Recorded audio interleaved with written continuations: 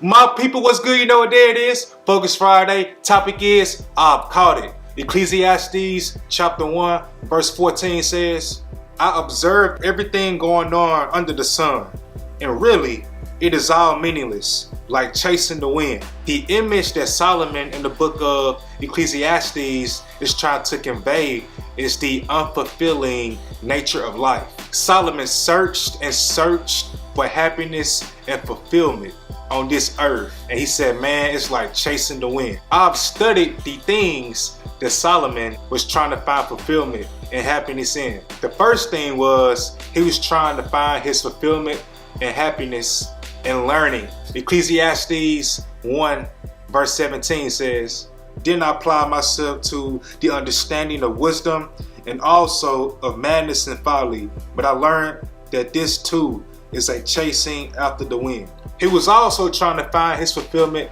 and happiness in his possessions, entertainment, and pleasure. Ecclesiastes 2:8, he says, I collected great sums of silver and gold, the treasure of many kings and provinces.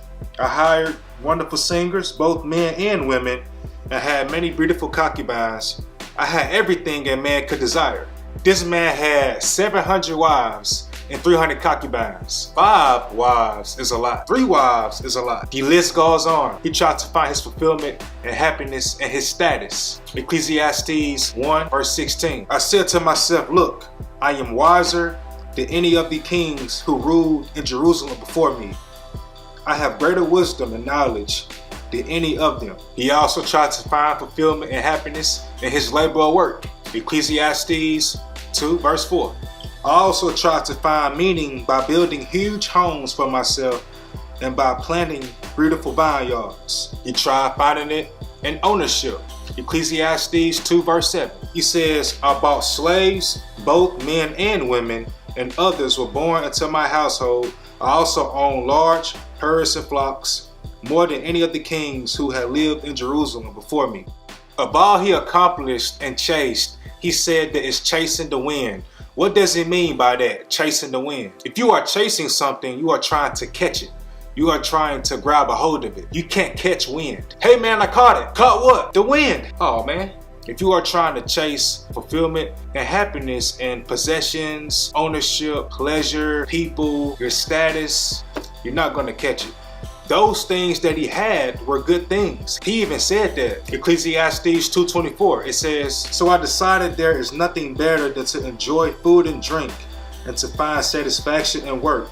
Then I realized that these pleasures are from the hand of God. The stuff that you have are good things. They are blessings from God. The stuff becomes a problem when they take the place of God. If you made me a home cooked meal, say you made me some steak, potatoes, string beans, macaroni and cheese. Say if I just ate the sides and I got mad like, man, these sides, man, these vegetables didn't fill me up. I just ate the sides and not the steak. You would encourage me to eat the steak, right? But you wouldn't force me to eat it. The stuff that we have are sides. God, he's the meat. He's the main portion. If you don't have him, you don't have fulfillment. Without him, the other things are tasteless. Solomon says in Ecclesiastes 2:25, For without him, who can eat or find enjoyment?